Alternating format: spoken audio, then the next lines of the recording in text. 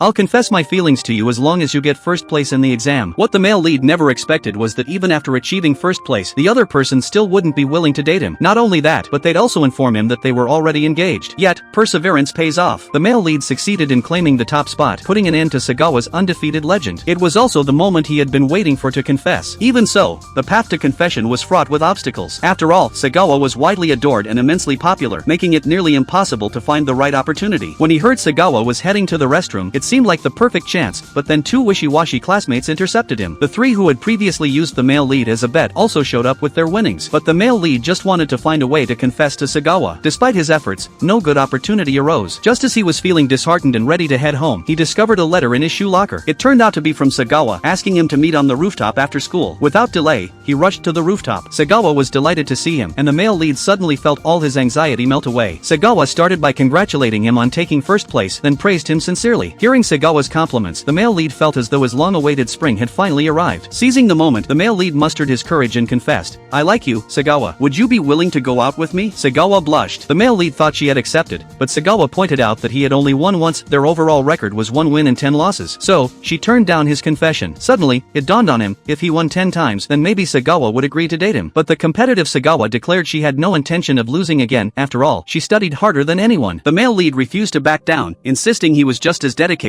even studying through fevers. Just like that, what began as a confession turned into a fierce rivalry. With two strong wills clashing, neither was willing to yield, one driven by pride and the other by the desire to win her heart. Their competition spilled over into everything: who could reach the classroom first, who could grab their backpack quickest. In the end, the male lead emerged victorious once again. Although Sagawa lost, she found herself feeling happier than ever before. When the male lead brought up dating again, however, she revealed something heartbreaking: she was already engaged. The news hit him like a ton of bricks. What had all his hard work been for? Overwhelmed and desperate, he suddenly jolted awake after falling out of bed and had a revelation. She specifically told me about the engagement because she wants me to fight for her and win her freedom. It never crossed his mind that she might have been trying to gently discourage him from pursuing her further. At that moment, Rika arrived and reminded him, "Today is the last day of our living arrangement." Time had flown. Both of them smugly remarked how naive their fathers had been, thinking that isolating them together would force them to marry. Still, the male lead reflected that he'd actually enjoyed their time together. The house was spacious, quiet, and perfect for studying, which helped him secure first place. Rika, on the other hand, hadn't fared as well. Not only did she have to take care of him when he was sick, but she'd also gained 3 pounds thanks to his exceptional cooking. As he packed his bags and stood at the door, he suddenly bowed deeply. Rika thought he was thanking her, but instead, he expressed his gratitude to the house itself. And just like that, the two went their separate ways.